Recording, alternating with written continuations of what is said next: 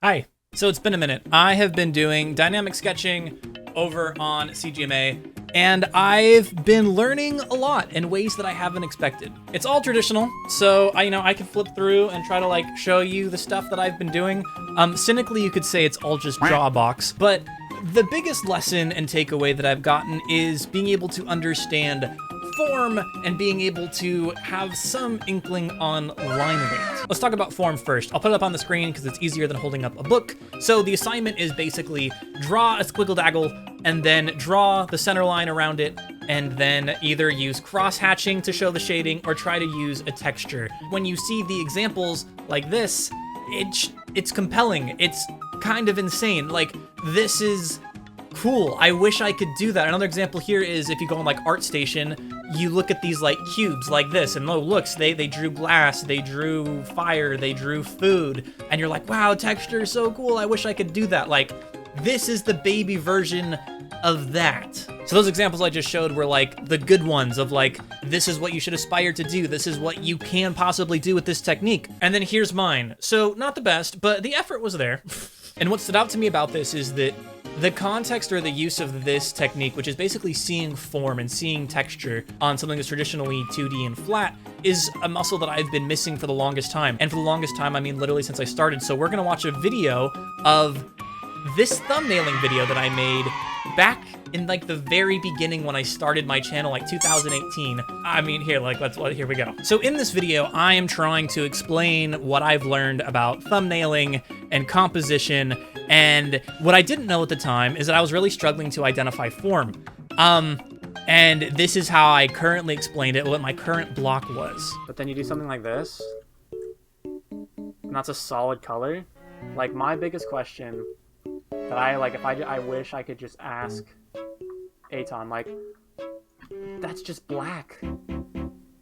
What do you do? I wish I could just ask Aton. Well, I'm not Aton. I'm you from the future of 3 years, little Josh. And here's what goes in there. Here's what goes in the black empty void. Form. That question of what goes in there is the same muscle that is used to answer the question of how do you draw this center line to look like it has form, which I struggle with here, but yet clearly can be done really well. It's the same thing. Back to the video. I don't know. I don't know what goes in there. And you can take the line art style of trying to breathe something into existence by intentionally, taking your color gray and then going on top and trying to do something that way. Now it's turning more line arty, which works. Which works, as if I don't want to do that. And because I didn't, because the line arty approach that I'm talking about here is being able to see form and draw something in your mind's eye because you can see what form is. And I veer away from that path 3 years ago because I didn't know how to do it. So instead, I do this here. I'll show you what I do instead. Get your eraser tool and then start see if you can see things by erasing out. So you say, what goes in the black? What is in that black? And I don't know. I don't know what's in the black. It's like looking at a cloud. What is in that giant black cloud? So instead of being able to clearly see form and be able to know what that is, I would, and this isn't bad advice, by the way, I'm not knocking on this because this advice is from Gemma Jurabev. Gemma Jurabev says this. This is 100% verbatim from a Jamma tutorial where Jamma takes a charcoal brush and he slaps it around the page and views it looking at clouds and seeing what's there. And it's a good way for iterating and finding ideas. But I took that advice and I ran with it and erased out of my blacks to create new dynamic shapes and compositions, which is cool and that works. But I didn't know that I was using that as a shortcut to not be able to see through form. So instead of trying to learn the muscle memory of here's how you can see form in 3D space, I just erased out of it and hope that something makes sense.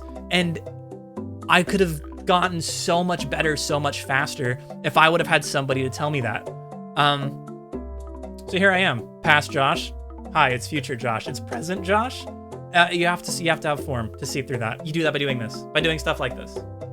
So good job. So the second lesson was line weight, right? And what was interesting to me is that on paper, here, I'll put it up, every mark is final. There's no erase. You have to really think about where you're going to put your lines. So traditionally when you're drawing, what that looks like is you end up ghosting your lines a lot. You start from here and you go 1, 2, 3. Okay, like that's kind of the line I want. Boom, there's my line. And it kind of has some confidence to it. You know, it kind of can actually like have some sort of vibe or flavor instead of just going, you know, like really slowly and doing this, right? The equivalent in digital, I feel like, is that you just do this a lot. You just Control Z, you just spam it.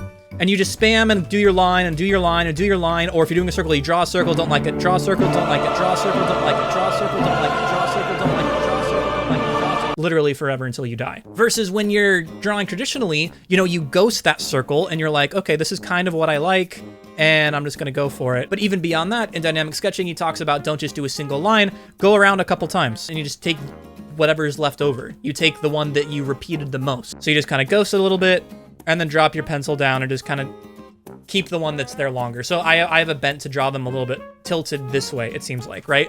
That's a completely different vibe of drawing compared to opening up Photoshop and just spamming circles and Control-Zing until you get something that you like and iterating this way, which this can basically just be summed up as slow down and take your time. So then the application of that is what lines are you choosing to make thicker versus lines choosing to make thinner, with the general rule of thumb being you make the contour, the outside bit, the thickest, and this is what that looked like in the class. And you take that into like a real world example. I made the outside of her figure itself, like so the shoulder and, you know, the thumb and the finger, I made that thicker and I made it a darker color.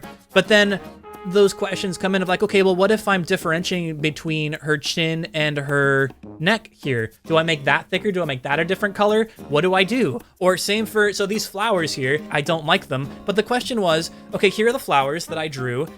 What if I just draw the outside, the darkest line, it can look kind of odd. But then if I make that line thickness the same throughout, that now it looks flat and it doesn't look very dynamic. And it's all of these questions that on a fundamental level build up and apply to things more than just drawing flowers or drawing squibbly dibblies with the, you know, intersections and the cross hatchings. And I think that those use cases, at least for me personally, like how I draw the anime girls or how I find form in environment, landscape compositions, those are the moments that make you feel like this is worth it, that this isn't wasting my time, that this is like I'm actually learning something and I'm excited about it. So that's it for this week.